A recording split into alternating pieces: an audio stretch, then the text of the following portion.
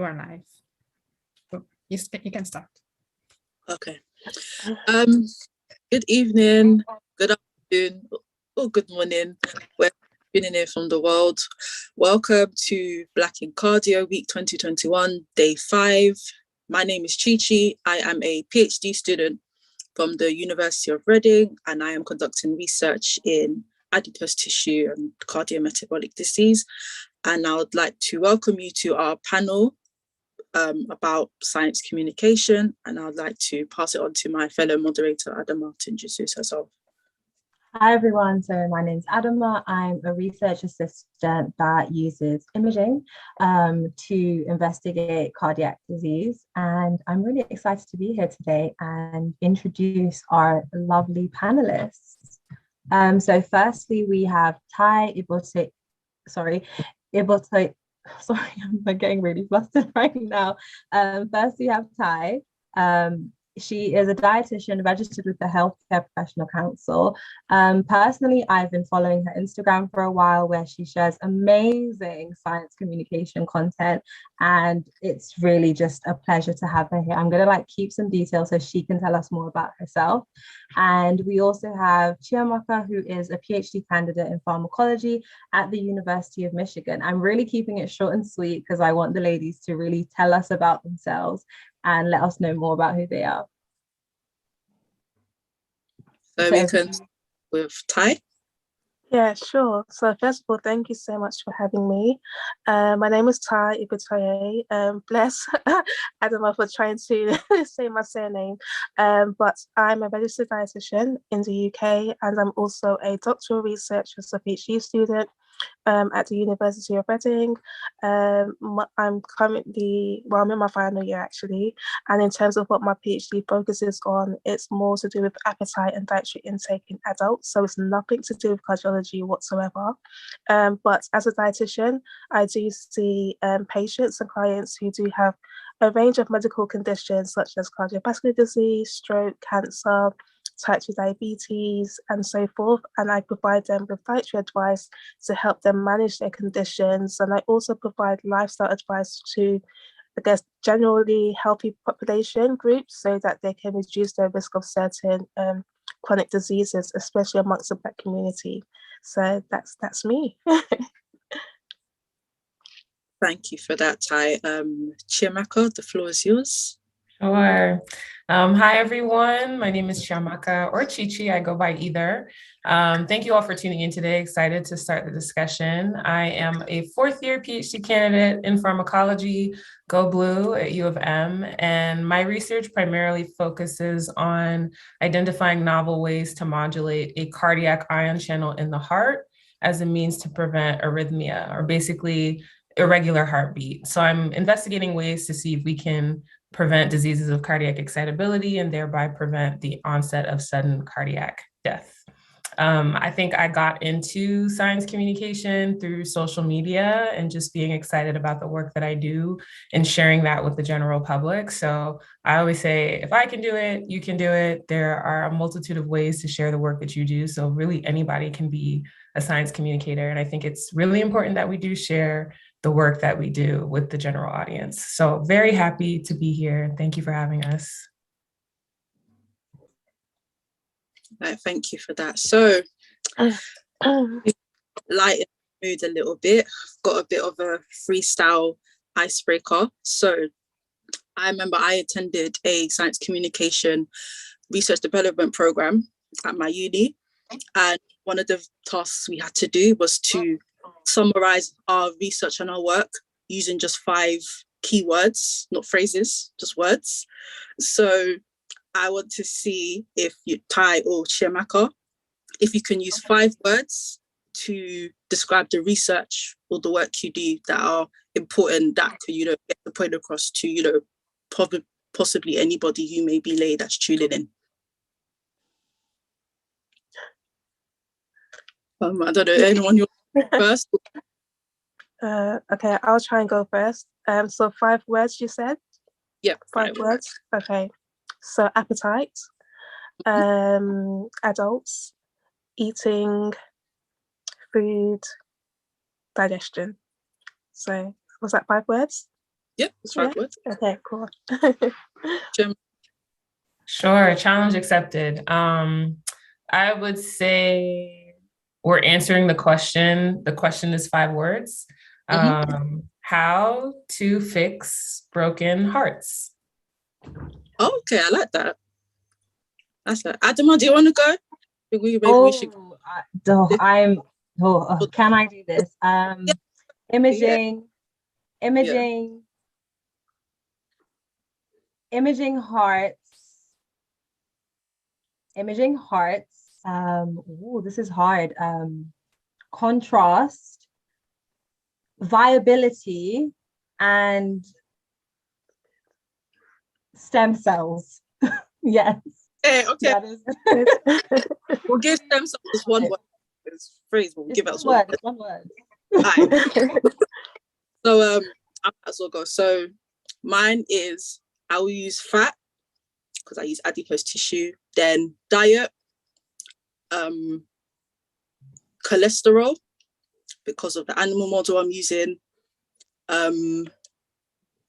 arteries because of the animal model I'm using is implicated in an arterial disease, and then I can't count. How many words have I said? I said artery.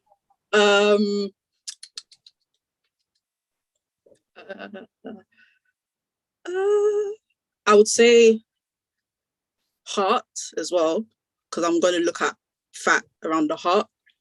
And then I would say I don't know now. I feel like you've been going on. Okay, that's good. Let's we can wrap it up. That's right. I just wanted to spice up a little bit. I don't know, Adam, do you want to? I love it. I love how we all have like commonality. So there's fixing the broken heart. I also deal with like heart attacks. So there's some connection there. We have your adipose tissue. We have Thai and nutrition. So we all like squad right here. We're like fixing everybody and making sure everyone's happy and healthy. So I guess going into the first question, now that we're all relaxed, could you tell us about your research journey and how that led you to find science communication? Chiamaka, do you want to go first? Yeah, sure. I was like, so, okay, science journey and then how that led to science communication. So my science journey has been quite non-linear, but I'll say I grew up with my mother, who has a PhD in organic chemistry from Georgia Tech. And so I grew up being raised by a Black scientist and wanted to follow in her footsteps and think of ways that I could do things that I'm good at to help other people. So I liked chemistry. I liked studying chemistry within the body. And so I majored in biochemistry, thinking I could learn how to apply that in a biomedical setting. So that was kind of my undergrad journey. And then I applied to grad schools a lot of times and didn't get accepted. It took me 3 application cycles to get into my current program. But that led me to getting my master's degree in molecular biology, where I was studying ways to combat antibiotic resistance and bacteria. So along the lines still of doing research that's related to major global health issues. So that's how I actually got to Michigan. But I still wanted to do something more translational, more benchside to bedside type research.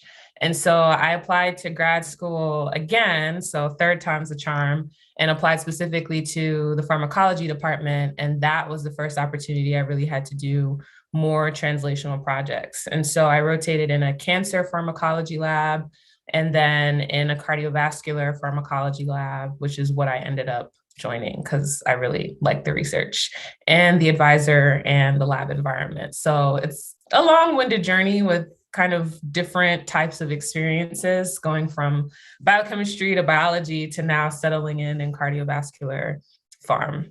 That's the condensed version. And then with regards to SciComm, I would say I probably really started talking about my research when I took a gap year between my master's program and my PhD program. So I went abroad and I was working on a research project as a Fulbrighter in Belgium. So that was my first time like moving overseas, doing science overseas. And that project was also related to trying to identify novel drug targets that could be used to develop more effective antibiotic resistance and prevent deaths caused by bacterial infections worldwide.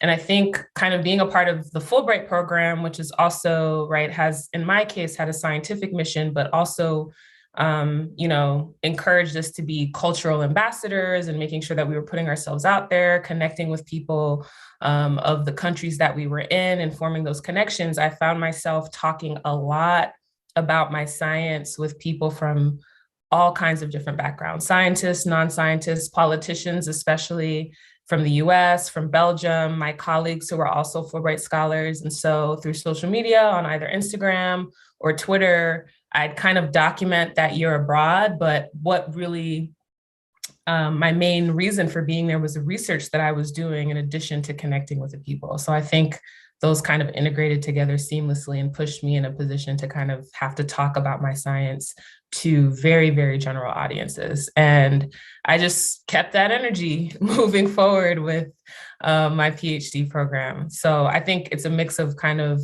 the environments that I've been in, but also being really excited about the work that I'm doing and wanting to share that with people. Sometimes I feel like I used to think of science communication as kind of like this niche thing or like a very specific area. But if you talk about the work that you do, you are a communicator. And if it's about science, you are a science communicator. So I think I kind of just organically fell into that kind of work.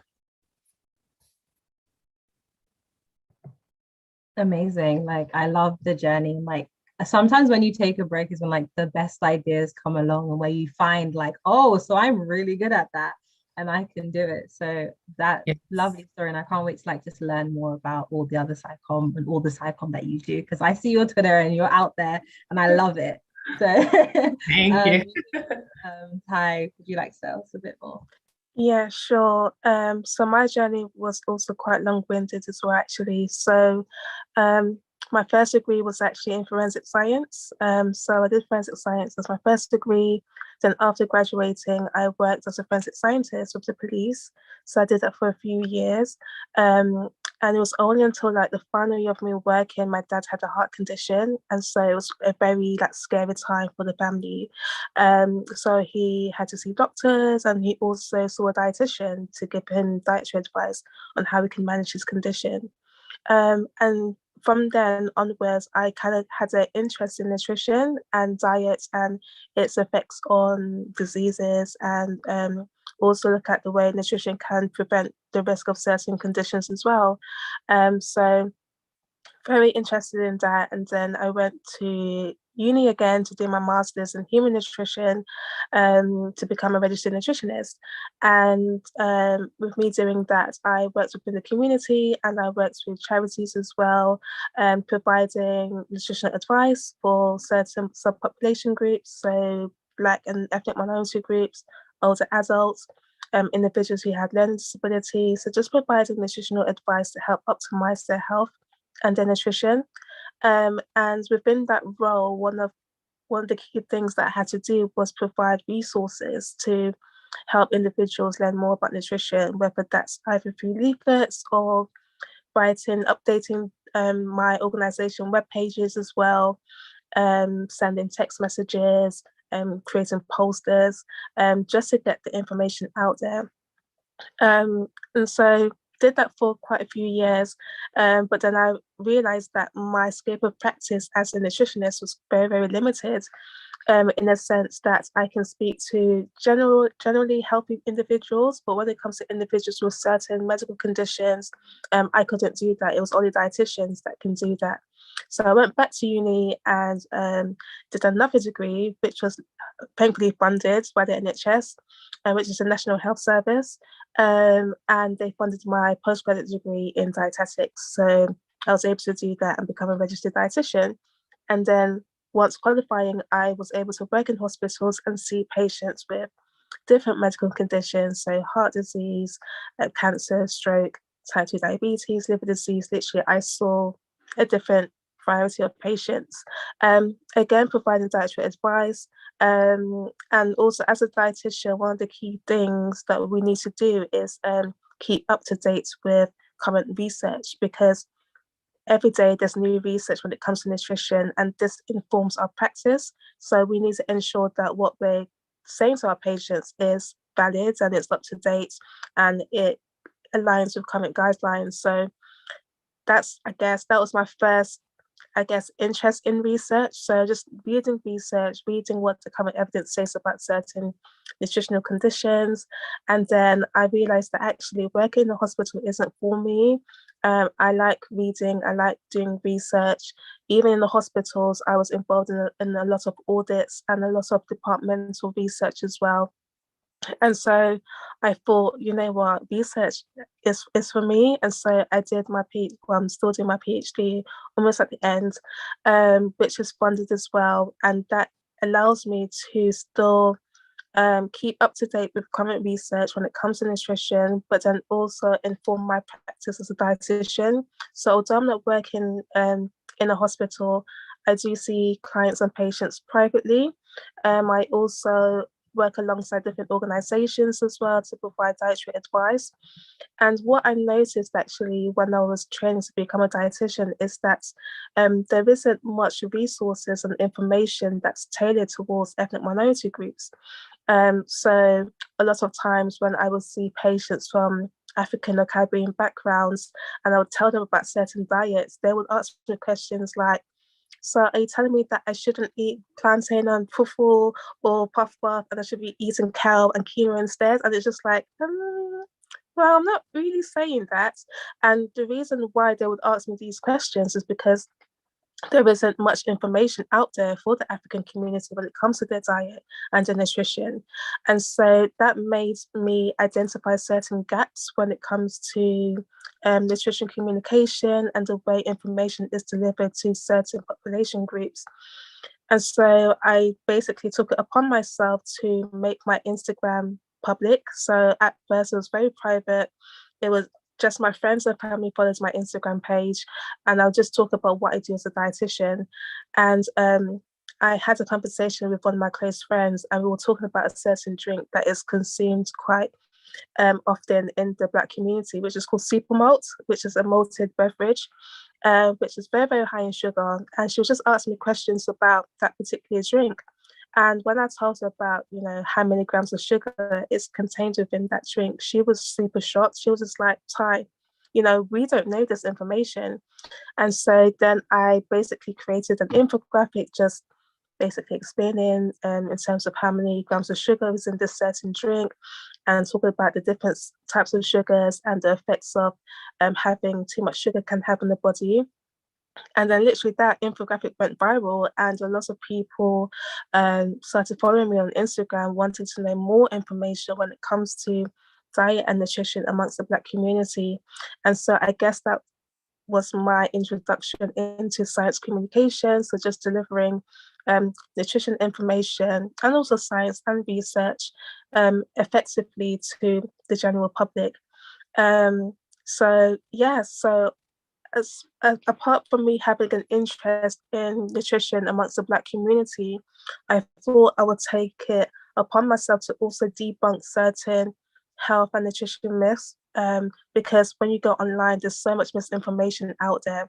And so I thought, you know, create infographics, create some sort of content to debunk certain nutrition myths, information, and then also talk about my research as well, because I am a researcher. So and obviously my research focuses on appetite and dietary intake in adults. So essentially what my Instagram is a place where people can find information about diet amongst the Black community, but then also find information, evidence-based information when it comes to nutrition and their health as well.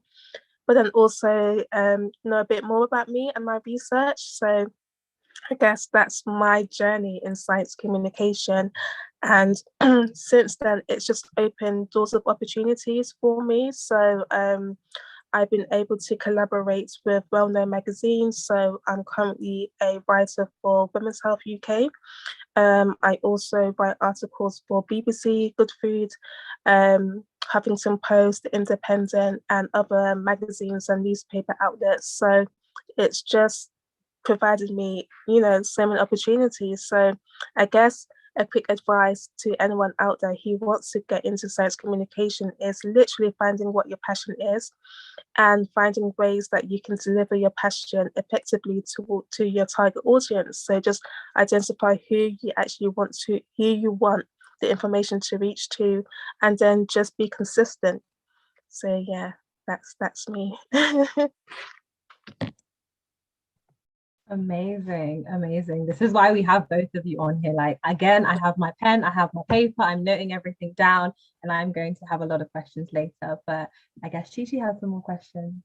Thank you both of you for sharing your wealth of knowledge and your tips. And I was really intrigued hearing how both of your journeys have not been linear, which is the reality of researchers, and even based on the talk yesterday that Adama also moderated as well, that no one's journey is linear, but I guess you go down different paths and then you find your way, and you find your way into your niche, you find your way into what you're passionate about. Ty, actually something that you said has kind of helped to segue kind of into the next question I want to ask. So you touched upon how your work and the reason why you do SciComm is to help tailor information to the ethnic minorities. I wanted to ask both of you in terms of, why do you believe it's important for us as researchers to effectively communicate science and research to the Black community, given the how can I say, the abundance of misinformation? I don't know, maybe Chiamaka, you can go first.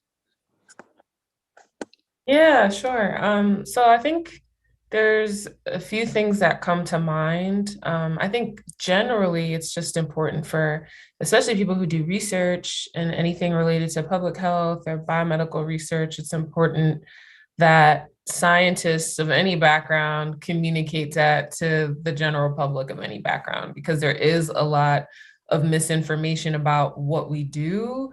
Hashtag COVID-19, hashtag get vaccinated, hashtag get your booster, hashtag get your flu shot.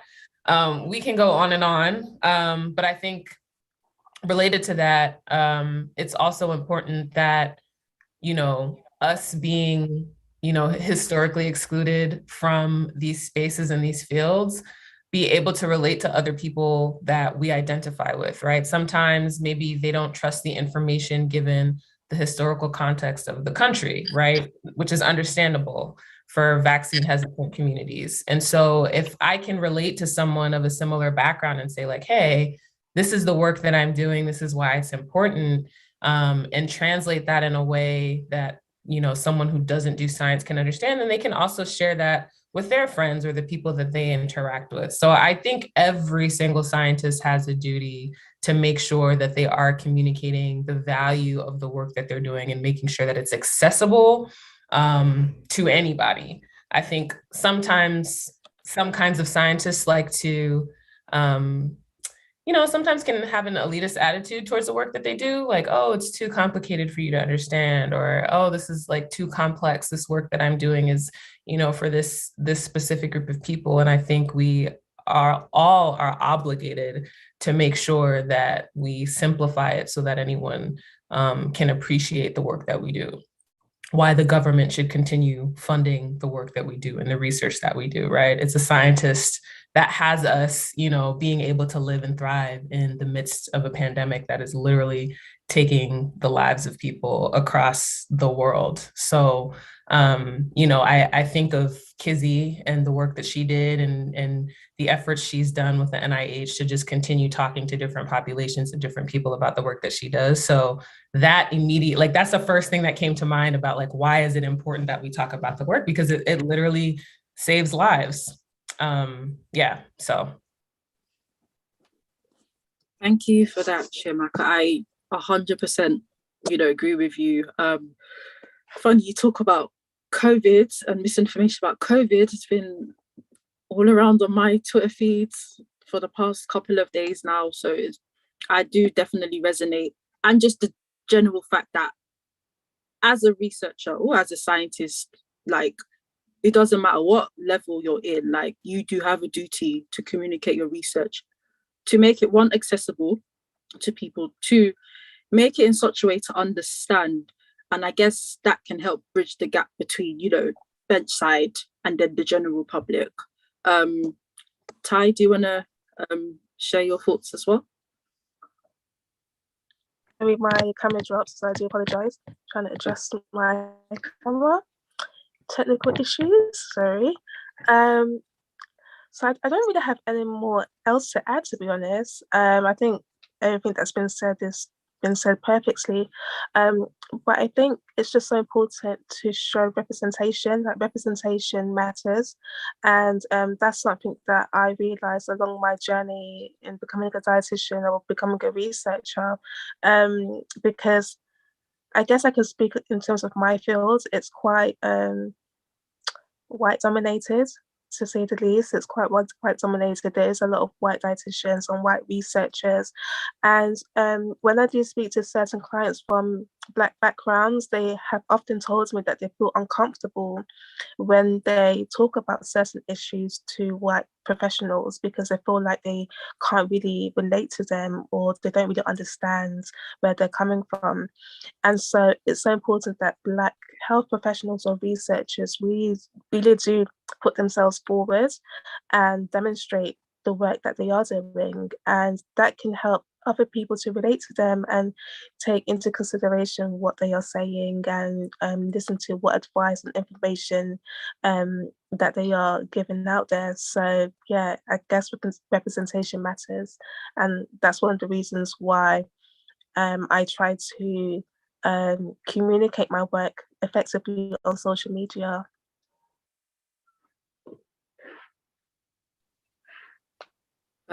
For that too, and thank you to you, Michael, also again for your answers as well. Adama? Again, lovely answers, and I think it's just been so lovely in these conversations. I'm realizing we have like a little bit more than half an hour left, and I'm like, I need to ask more questions.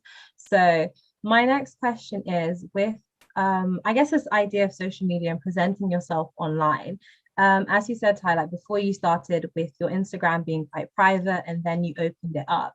And Chiamaka, as I said, I followed you for a while. So I'm like, I love how you show up authentically yourself all the time. And you're just showing the different like aspects of yourself and showing that you're a scientist, you like dancing, you're a very active person as well. So it's nice seeing that. But I want to know what thought process goes through both of your minds in terms of like showing up online as yourself, especially with the pressure of is someone important looking? How will people judge me? How will people see me? And also, how do you, with Ty, I've noticed your Instagram is not as personal as a lot of other SciComm Instagrams are. It's very to the point. So how do you keep that professional boundary of like showing enough of yourself that people know there's a human being behind this platform, and but not losing your authenticity, and like, or Chiamaka, as you do, showing up fully as yourself and being like, this is me, you're going to take all of it or just bounce. So yeah, I'd love to know more. Either of you could go first. Sure, I can talk about this. It's something that I think about a lot. So I will start this by saying one of the best pieces of advice my mom gave me well before, I don't know if it was before Twitter or Instagram, the start of social media was, regardless of whether your page is public or private, do not put anything on the internet that you don't want other people to know. Having private profiles can create this false sense of security, especially now in the age of screen recording and screenshots. So that is always at the forefront of my mind. Whatever you see online about me, I already know that it is out there. So I think it's important for each individual to consider, like, what am I okay with putting out there? Of course, thinking about safety as well, right? In the times that we're in. And I typically, if I'm ever thinking about whether I want to post something or not, I think of the exact person that I wouldn't want to see it. If they saw it, would I be comfortable with that? And if I am, then I will post away. There was to your point about like, how you show up online. I think there's value in both. I think it's important for people to be their full authentic self, but I also respect privacy, right? It's like maybe some people don't want to show those sides to people that they don't know, or kind of put that kind of publicity about themselves out into the open and into the universe. Those can be very personal, personal things and moments for them. There was a time actually where for like 5 milliseconds I thought about making like a separate social media that was just going to be science and like cute memes and reels, and I like kind of started doing that, and I was quickly over it in like 2 days because I was like, I don't care that much. I realized that I'm just a naturally open person that likes to share things. So that's how the science got integrated into it for me. That wasn't the driving force. And so that's why I keep all of my stuff merged. So you'll see the dancing, you'll see me in lab, you'll see me doing Afrobeats, you'll see me at pole class, you'll see me doing poetry or whatever, because that's just me sharing my life with everybody. And I just made a personal decision to say, I enjoy being a multifaceted person, and I want to keep all of those parts of me, in one space, especially because I think, people love to talk about DEI and increasing representation. And you can like recruit people from different backgrounds or build like a diverse cohort, but then we're expected to present in the same way, right? So I like feeling like me showing up as myself is saying this is another way to present as a scientist, as a communicator. And I think it's important that more people are comfortable doing that, do that and show that and say, we should have diversity in how we show up as researchers and scholars. So for me, I reflect on that and I decided I'm going to keep it all together. I think there's beauty in that. And that's why I share what I do. And if tomorrow I change my mind, then I'll readjust. And the last point I'll make is, the very real fact that, employers are Googling and searching and all up and through your profiles, public or private. Twitter, I don't know how many people know this, but Twitter has an advanced search function. So you can literally search anyone's profile by date, from which account to which account, by words, by exact phrases. So I just go back to my mom's advice. If you don't want the whole world to know, don't post it. And if you're comfortable with it, then share away. I love that. Like, I think that is like take home point from that. Literally only share what you are proud of. So if someone pulls it up and the receipts that come up 10 years down the line, you'll be like, yeah, I said that. And you'll be okay with it. Let's not be messy online. Yeah, thank you. Ty, do you want to? Sorry. Sure, no problem. So I would say I'm actually the opposite. I don't really, I'm quite private on my social media. So you rarely, if you go on my Instagram account, you rarely see much information about me. You probably see like a few selfies over there because, I do love a good selfie, but you won't see, me, just doing everyday things, because I like to keep some sort of boundaries with people, that keep professional boundaries. And I think because of what I do as a dietitian as well, we have certain standards and conducts we have to adhere to. So I wouldn't, post like general things on my social media. However, having said that, I do try to make, even though my social media page is very like infographic, very information based, I do try to make it relatable. So either through like putting memes in between my infographics, even in my captions, make it relatable. I do like a lot of storytelling as well, just so that it's not just like information based and it's like me giving you a lecture about something. I try to make it quite lighthearted at the same time. But yes, I think for me personally, professional boundaries is very, very important. last year I did try to make my page a bit more relatable. So I did post quite a few pictures of me, whether I was like eating something or going to the park or going to a party. But then it was quite weird because I got a lot of people asking me questions that wasn't related to what I do as a dietitian or as a researcher, or related to nutrition. And for me, it was quite blurry in terms of the lines were quite blurry. So I got people asking me questions like just random inappropriate questions, to be honest. And so I just made it a choice to not post like anything personal about me.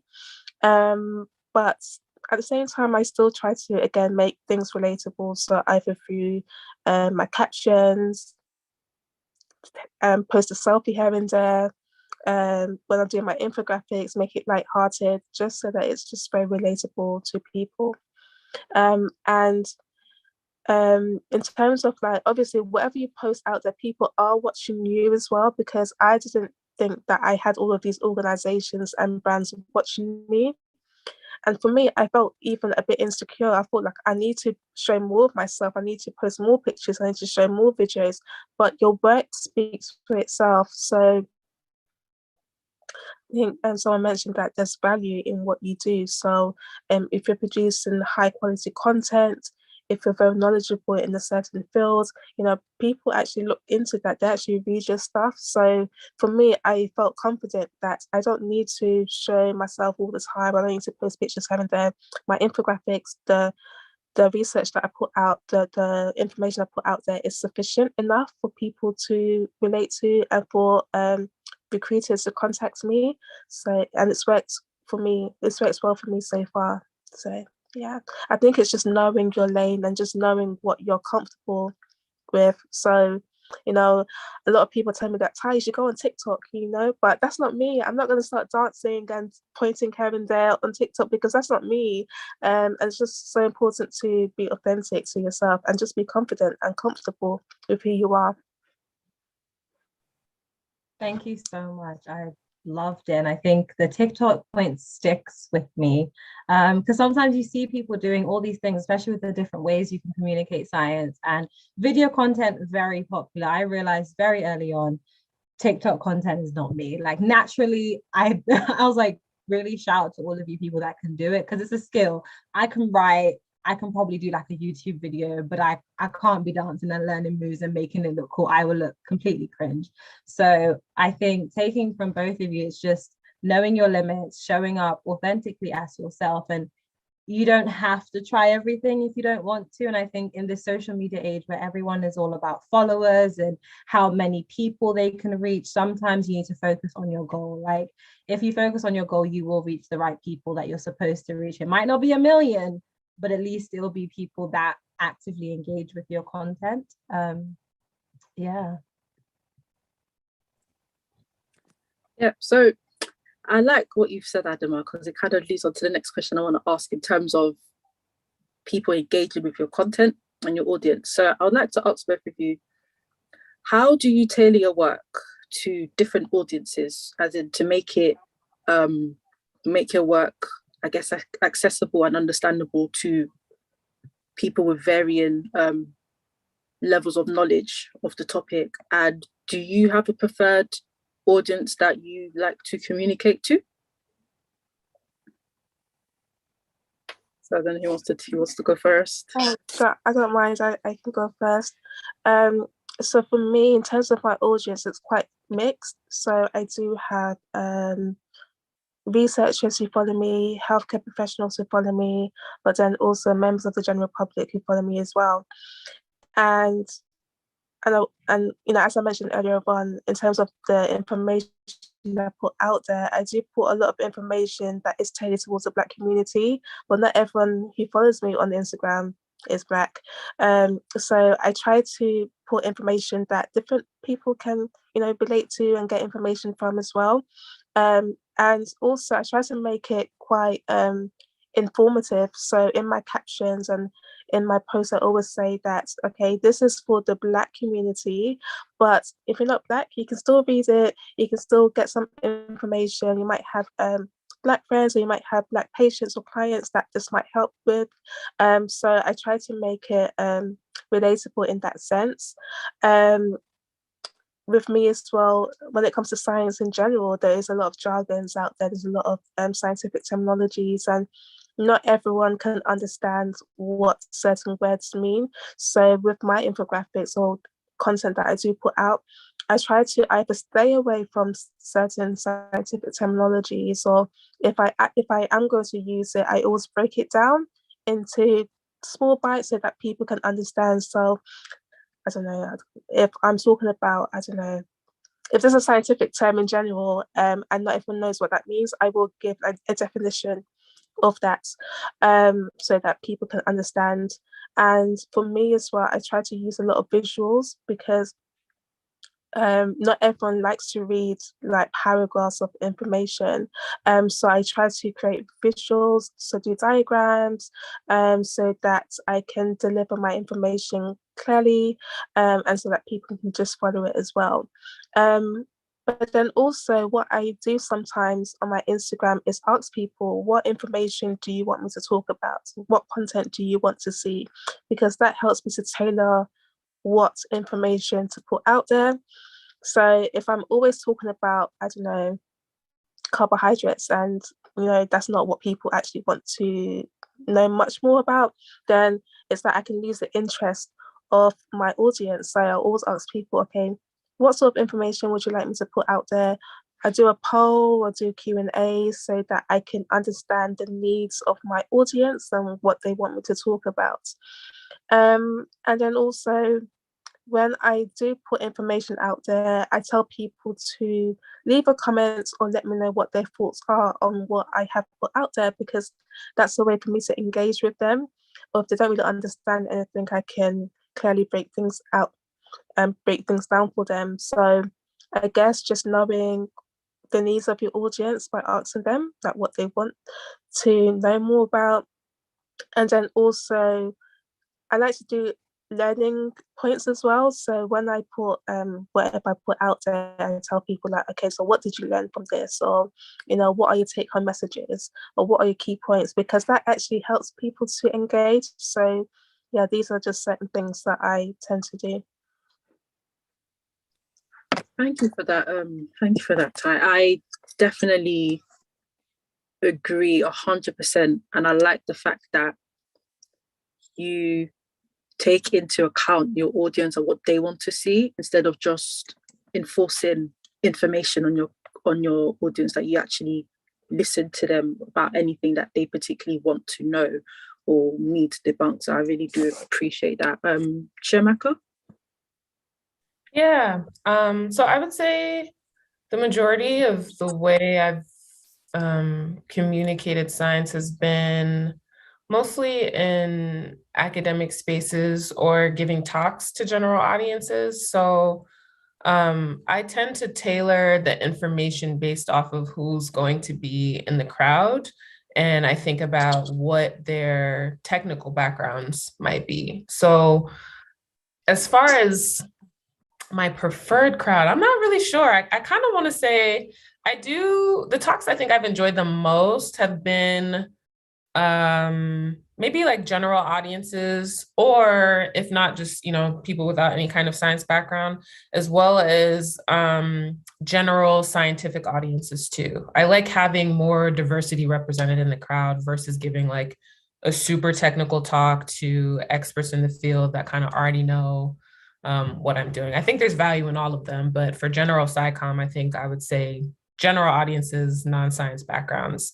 And for that, I tend to practice a lot with people who are outside of my field or my area of expertise to make sure that what I'm saying makes sense. And then I think about the language that I'm using, as well as the education level of the crowd too, to make sure that how I'm speaking about my work is going to be accessible to the audience. So one of the things I think about, I would say probably the largest crowd I have spoken to was at the March for Science in Ann Arbor. I think in 2017. So it was like thousands of people there. And I think it was mixed kids, adults, scientists, non-scientists, anything you could think of. And I think, to Ty's point earlier, I was thinking about like, what should I talk about? How should I say it? What message should I deliver? And I just thought, okay, just be authentic. Like that seems to be, in my experience, when I get positive feedback, whether it's through social media or through talks in person, a lot of the feedback that I get is, Chichi, I really appreciate like how you show up. I appreciate the honesty, the sincerity. So I keep that at the forefront of any talk that I need to give or whatever audience I'm communicating with. I think about making sure that I can relate to them as a person first, and then let the science follow. It's important for for people to feel like, we can relate to one another, even if we have different upbringings or backgrounds or different identities, like, we're human. So there's something that we can connect on before I, dive into the science that I'm going to talk about. Right, thank you for that, Chiamaka. I definitely agree with the fact that, like, I don't know, I find it more fun communicating, like, or talk about my research, just talk about my research in general to like my friends or my family that are not in the same field as me, because I guess it challenges me to see if I know what I'm actually doing in my research, and also challenges me as well to, can I explain the work that I do in such a way that somebody that has never picked up, say, a biochemistry book, picked up a pharmacology book in their life, can still, understand, digest, and, in the case, possibly like, I guess take on the information and then make their own informed choices for themselves. So no, I definitely do agree with you on that point. Adama? Yeah, I totally agree. I love just hearing again. I'm so excited to have both of you. So it's like, yeah, I'm just here like again with my notes and writing everything you said. And I really loved when you said just be authentic, because sometimes I guess we get really worked up in our head about, again, how we should present ourselves, but sometimes just talking from the heart and like forgetting about the pressures. People really get your message. It's not always about how pretty your graphs are, how pretty your slides are. Your delivery is very, very important. But as we round up to the end, which is making me quite sad, as we round up, I think I want to ask a question on SciComm is kind of this informal / formal space. I feel like it's growing into the more formal space as we go along, but it has been informal for a very long time, or people kind of take it as a second thing you do. So Chiamaka, I know you did the 3-minute thesis competition. So I guess I want to ask about, did you get any training before that? Have you gotten any training in your SciComm career? And Ty as well, I know you wrote the infographics as well at work and stuff, but outside of that environment, have you taken like, okay, I think I need to build on this specific skill? So do you take training outside, or do you just like figure it out on the internet? And another question I had for you, Ty, was how do people get into writing? Like, how do you get paid to write and stuff like that? And back to you, Chiamaka. I know I'm asking like questions back and forth because how it's going in my head is like, I've just been listening and picking stuff. You've spoken in front of really big crowds. Again, how do you deal with your nerves? How do you deal with all of that? Yes, I hope I got that across. No, that makes sense. I think it's a great question. So I would say I've had a lot of additional training in speaking to all kinds of audiences. But I've gotten this question before. I think I have to say for myself that it's a lot of it is something that I think came very natural to me. Like I typically generally feel comfortable talking to people, talking about what I do. I've kind of always been, I'm putting this in quotes because there's a caveat to this, but I'd say like comfortable speaking in front of large groups, large audiences. And part of that could be tied to, I see myself in in a different light as someone that likes art, is an artist. Like I like to dance. So I've been on stages or I've performed in college. I like to do poetry. I used to do spoken word in college as well and go to open mics in Atlanta when I was living there. So I think that was probably, without realizing it at the time, something that I did socially that put me on stage in front of people that I didn't know, that didn't owe me anything, could boo me, could cheer for me. I think that's where I really started to develop those skills as a public speaker. And then through my educational training, I would say starting in my master's program here, I also had to teach courses. So as a graduate student instructor, so I would have to teach, like a open format classroom with like 25 students and just either lecture freely or answer some of their most challenging questions. So it was, again, me kind of like in the front of the room with all of these students, pretty much listening to everything that I had to say, and then me having to respond to that. Those were very nerve-wracking situations. So I can sit here and say like, yeah, I feel comfortable. I've been a good public speaker, but that doesn't mean the nerves were not present every single time.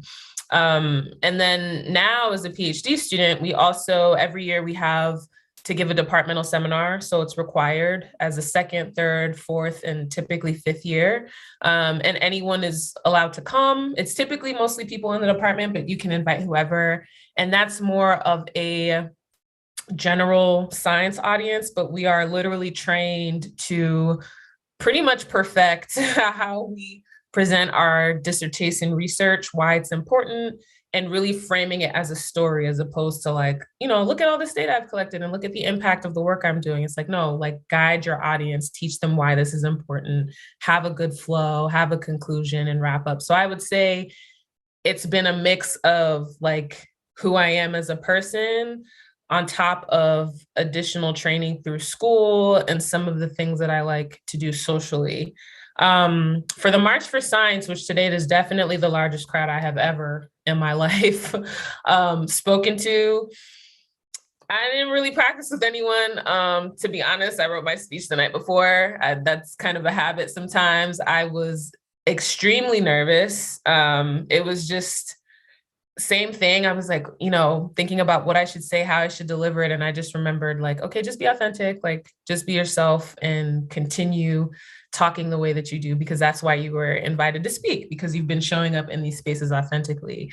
All of that said, I'm always nervous. I always feel nerves, but I don't think it has ever, unless you know me really well, like really, really well, you can't tell. So I'll get off stage and be like, oh my God, I was so nervous. And people are like, I couldn't tell at all. I'm like, yeah, well, poker face, but it doesn't mean I'm not like sweating bullets or like thinking about, my next words or what I'm going to say next. So I say that to kind of humanize the experience, even if people may come off as these like eloquent, naturally strong speakers.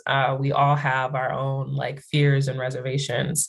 There was I think it was a professor for like a mini public speaking course that we took. I actually can't remember what it was for, but it was also associated with school. And he told us, I wish I could remember his name, but he told us to consider shifting how we think about our nerves rather than saying like, oh, I'm really scared to give this speech or I'm really nervous about this. He's like, just call it a natural physiological response. Your body is responding to the fact that you have this really big event coming up or you're going to be speaking to this really large crowd, and you don't have to tie it to something negative. So whenever I want to say that I feel nervous about something, for me internally, I'll say, okay, I feel nerves. I'm feeling energy. I'm feeling energy move throughout my body and through my heart. I'm feeling my heart rate go up. That's normal because I'm about to give this really important talk, as opposed to kind of honing in like, oh my gosh, I'm scared. Oh my, what if it goes, So I think I've learned that through school too, is just like shifting your perspective and how you show up and when you're getting ready to present. Thank you so much. Like you touched on so many details. Again, I hope people are taking the notes they should be, because we are learning lessons today. Ty, I hope I got all my rambling across, but if you need me to repeat anything, let me know. Oh, yes, please, if that's okay. Yeah. Do I even remember? So I think mainly it was, how do you one, get paid for writing it? Because I remember you talking about writing and being approached by different places. And because SciComm can sort of be informal, how do you approach someone with an article, someone thinking to write? Because I know this question's for me right here. How do you go about that? Yeah, sure. So I guess before I even got paid, with paid to write articles, I didn't even know that you can actually get paid to write articles in the first place.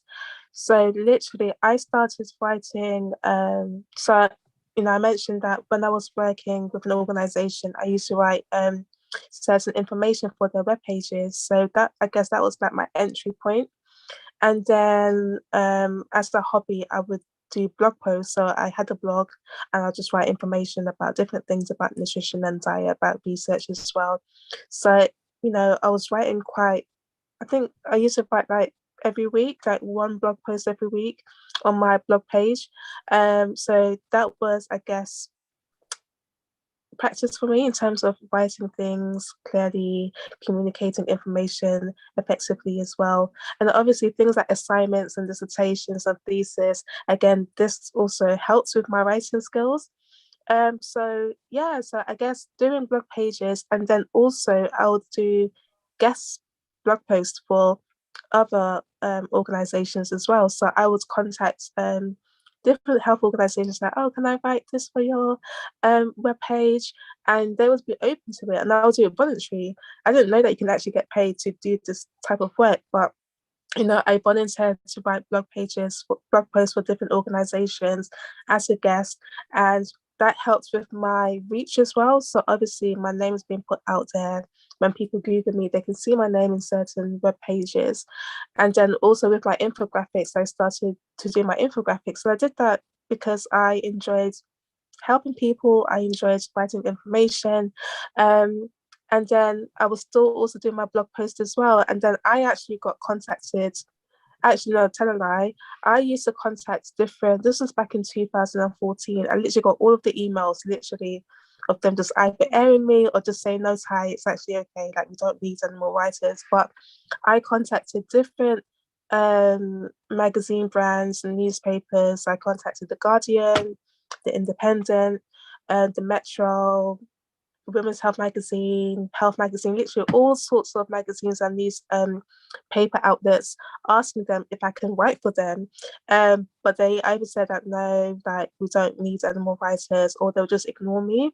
I thought, okay, that's cool. So I'll just continue doing my infographics, and it's just quite funny because with the infographics, when people share when they share your posts on Instagram, you don't know who's following them and who can see that information on their Instagram stories. So the more I started creating infographics, being consistent. So consistency is key. If you really want, recruiters to get in touch with you, you need to be consistent with your work. It's not good to just post. I mean, it's up to you depending on your work schedule. But for me, it wasn't effective if I posted 1 week and then that was it. You wasn't hear from me for like 2 months or 3 months. You need to be consistent and do what works well for you, whether that's writing every week or every fortnight, whatever you do, your pattern, you need to keep it up. And so I was just consistent with my blog post and also consistent with my infographics. And then that's when I got people getting in touch with me saying that, oh, we saw your page on about this information. Would you be happy to write this article? We will commission you. And that's when I thought that, oh my gosh, you can actually get paid writing. It literally blew my mind. So the first organization that contacted me was Women's Health Magazine, and they saw an infographic that I posted on my Instagram, and they said that we'll commission you X amount of articles. And so yeah, and even with them commissioning me to do certain articles, that further helps with my writing skills because I'm used to writing like 1,000 words or 2,000 words. I'm quite long-winded for my information, but with these organizations, they will require you to write 500 words or 700 words. So literally, you need to know how to make your information very concise, make it very short and sweet, but still get the information out there. So with me writing an article for Women's Health magazine, then that opened doors for other organisations to get in touch with me to write articles for them. And so, yeah, I guess that was my way of getting paid to write. And it's just so funny how it's like a full circle, because all of these organizations that got in contact with me, I've been contacted them like 6 years ago saying that, oh, can I write for you? And I'm just like, wow, it's so funny how life works. But I guess what helps me is just consistency, just being consistent in your work, even if you don't get the recognition or the acknowledgement there and then. Like, you just literally need to believe that the work you are putting out there is, helping people, it's of good value. And, from then people will see your passion for what you're putting out there and will want to work with you. So, yeah. Thank you so much. So consistency is key. Nerves are normal are the two main messages after this bit. So I'm just going to pass it on to Chi now. So unfortunately, we'll have to bring this to a close. Just really sad, because I've really, really enjoyed this conversation. And honestly, just lots of like knowledge and like motivational tips from both of you, Ty and Chiamaka. So honestly, thank you. So the last question I'm going to ask, just to kind of wrap things up, is what aspect of science communication do you enjoy the most? I don't know, whoever wants to take the floor first, feel free. I can say something really quick. I would say, for me, I like inspiring other people just by leading by example. So it's not necessarily the content that I'm talking about, because I wouldn't consider myself like a professional science communicator. It's like I just share the work that I do that because I'm passionate about it. So if I wasn't doing science, then it would be, if it was art, I'd be sharing my paintings, whatever that is. But I think I get the most gratification from knowing that someone else feels inspired to either get into the field or do something similar or follow their own passions because they see themselves reflected in the work that I do as a Black woman in particular. I really like that. Thank you for that, Chiamaka. Ty? Yeah, no, I love that as well, actually. So for me, it's just educating people and helping people to just live a healthier lifestyle. So I guess one of the benefits of what I do is that I am a qualified dietitian, I am a qualified health professional. So as well as me being a researcher, I also have that professional side to give information and give advice. And it's just knowing that what I'm putting out there is actually helping people, and you're helping people that you don't even know you're helping, if that makes sense. So there's been so many times when, I've just put an infographic about, I guess, like bowel cancer and diet, how to reduce your risk. And it really touches me when I get people commenting saying that, Ty, this is super helpful, or they talk about their personal stories, that, Ty, this is the information I needed. My husband has bowel cancer, or my mum had this condition, or I was struggling with this diet. And just knowing that people are finding it very, very helpful, it literally just warms my heart, and that helps me to keep going. Literally, it helps me to keep going. So I guess, when you know your purpose, when you have a passion for something, it's just literally knowing that your passion can actually help people. And even if you're not really a professional, like you're not like a health professional, like for most people, for example, like cardiology, like you might not be a cardiologist, but your research can help inform people's choices. But then even if you're not like a professional cardiologist, for example, certain aspects when it comes to the heart, matters of the heart, in terms of dietary lifestyle to keep your heart healthy, for example. And obviously you need to know that information for when you're writing your thesis. So it's just, what I'm basically trying to say is that, you know, whatever information that you know when it comes to your subject matter, you know, put it out there because it can actually help someone. So yeah, just literally putting your information out there, putting your research out there, because it can actually help people live healthier lifestyles. So, and she actually be helping people without you even knowing. So yeah, that's it from me. Thank you so much for that. So I hope you guys heard that. By you taking the bold step to communicate your research, you, as Chiamaka said, you can help inspire somebody to do their passion, or as Ty has said, you can be helping and educating people who you didn't even know you could possibly reach if it was on a normal, general day-to-day basis. So it brings me sadness that we have to now draw this to a close. So I would like to, first and foremost, I would like to thank both our panelists, Ty and Chiamaka, for taking out your time to, you know, give us your insight into the work you do in terms of science communication and also your own individual research, and just for giving people, you know, lots of tips and tricks of the trade. I know I'm feeling quite inspired as I am trying to start getting into my own little SciComm bag. So I do really feel inspired by moderating and being a part of this conversation. I would like to remind everybody that this session has been recorded, so you are able to rewatch this back at your own personal leisure. Maybe if you want to have a notepad and pen, I suggest you do that so you can rewatch it at your own time. And I would also like to thank our generous, fabulous sponsors that have made Black in Cardio Week possible for us to do. And I would like to also thank, you know, our interpreter for, you know, helping this session to be even more accessible and to reach so many other people as well. So Adam, I don't know if you want to add anything or... I think you've just said it all, taking the words straight out of my mouth, and it's been lovely. And it's been lovely meeting and talking to both of you ladies, and I've learned so much, like literally to prove, these are my notes, so like full A4 paper full. So yeah, thank you so much. And yeah, this is the last panel-ish event for the week, so we've ended off on such a high, so I'm really excited.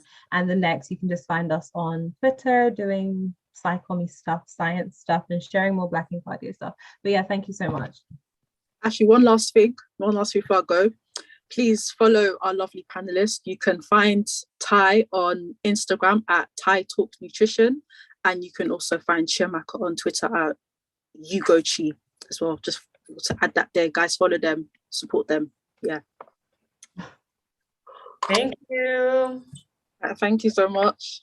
Thank you, everyone. Thank you so much for inviting me.